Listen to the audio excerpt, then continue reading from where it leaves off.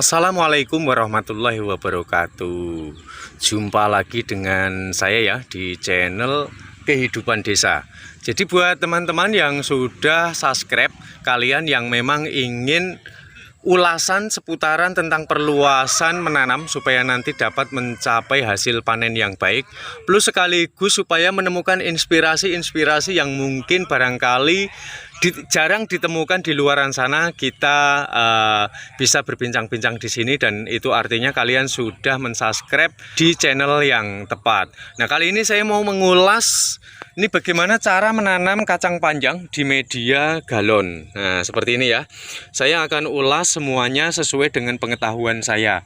Jadi, kita kalau mau menanam bibit kacang, kita pastikan kacangnya ini benar-benar bibitnya ini berkualitas. Sesudah kita menyiapkan bibit berkualitas, lalu kita mempersiapkan media tanam yaitu galon seperti ini ya.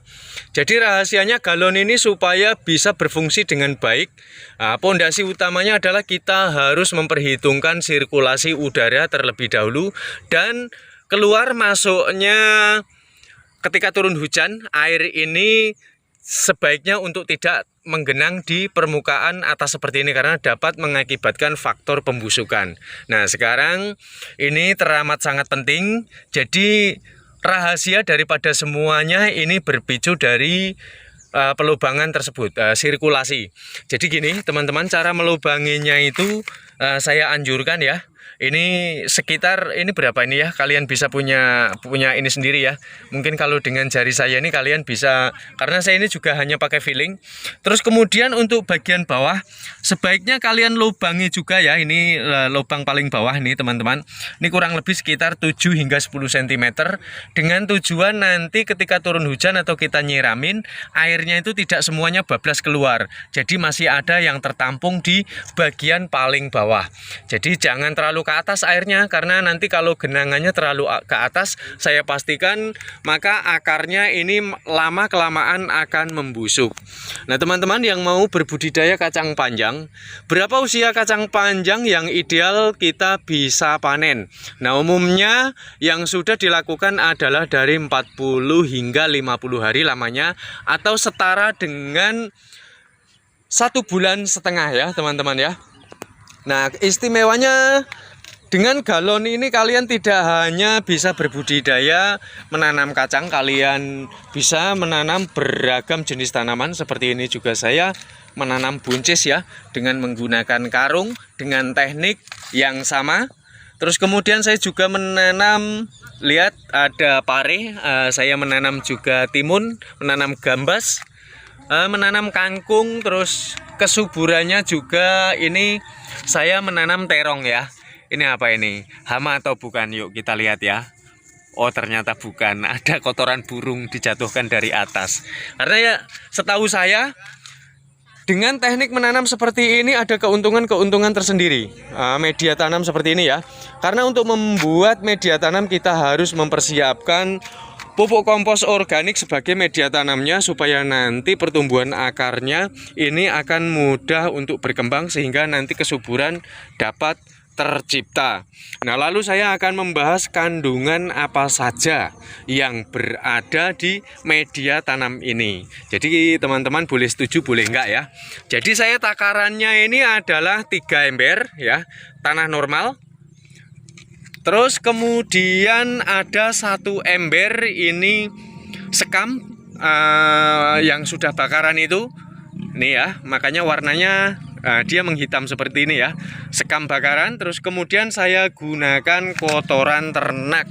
Jenis kotoran ternak kalau saya boleh memilih, kalau untuk sayur mayur, jadi mana yang paling bagus, kotoran sapi, kambing, ataupun kotoran ayam, saya lebih memilih kotoran ayam.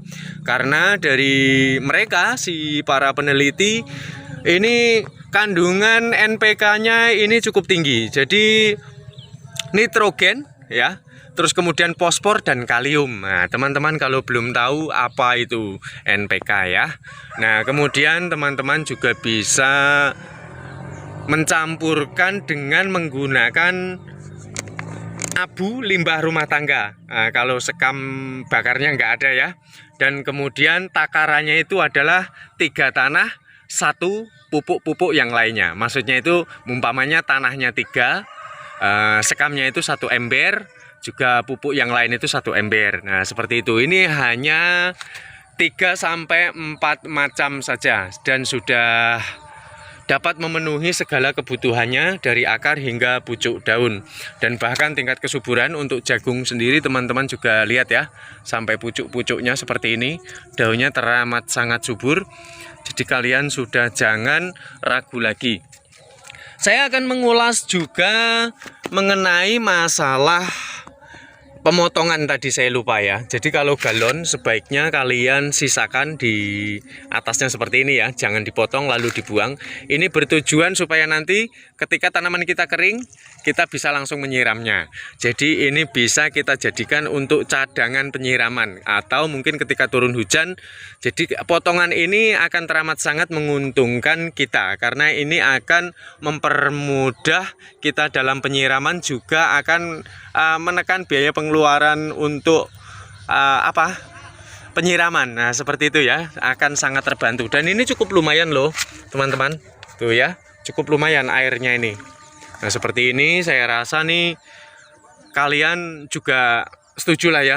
Tapi sebetulnya kalau saya boleh berpendapat ya, jadi asalkan tanamnya ini jumlahnya nggak berlebihan, di media terbatas seperti ini, saya rasa akarnya cukuplah untuk berkembang di dalam.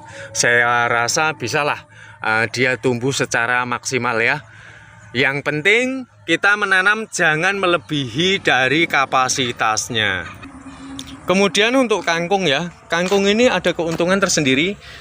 Sayuran kangkung ini berbeda dengan sayuran yang biasanya ya, karena jenis sayuran yang biasanya itu kalau dipanen, contohnya sawi ya, sekali panen kita harus menyusuli dengan tanaman yang baru. Tapi tidak untuk kangkung ya, kita pangkas, tapi nanti tingkat kesuburannya dia akan lebih subur untuk yang kedua kalinya. Jadi kita pangkas, malah nanti kedua kalinya ini tumbuh tunasnya ini akan lebih banyak dari sebelum kita memanen. Nah, ini contoh yang sudah dipanen seperti ini ya. Yuk kita risetnya kita lihat ya. Nah, ini satu gagang ini dia bisa memunculkan cabang dari 2 bahkan hingga sampai 4. Maka dari itu ini tumbuhnya akan lebih banyak tuh, lihat ya. Ini kita panen kan satu batang ya, tapi tumbuhnya berapa batang tuh ketika kita sudah pangkas. Jadi malah justru lebih subur. Dan dari masa pemangkasan, masa panen pertama sampai panen kedua ini bisa dilakukan dari 1 minggu lebih hingga 2 minggu, kita sudah siap untuk panen kangkung lagi. Baik teman-teman, sampai di sini dulu perjumpaan kita ya, karena ini waktunya juga sudah sore. Kita akan jumpa dan ngobrol-ngobrol seputaran tanaman nanti di pertemuan berikutnya. Dan mohon maaf kalau mungkin ada perbedaan sudut pandang atau ngomong saya ini dalam menjelaskan mungkin agak sedikit susah untuk difahami gitu ya, karena saya masih tahapan pemula juga. Terima kasih.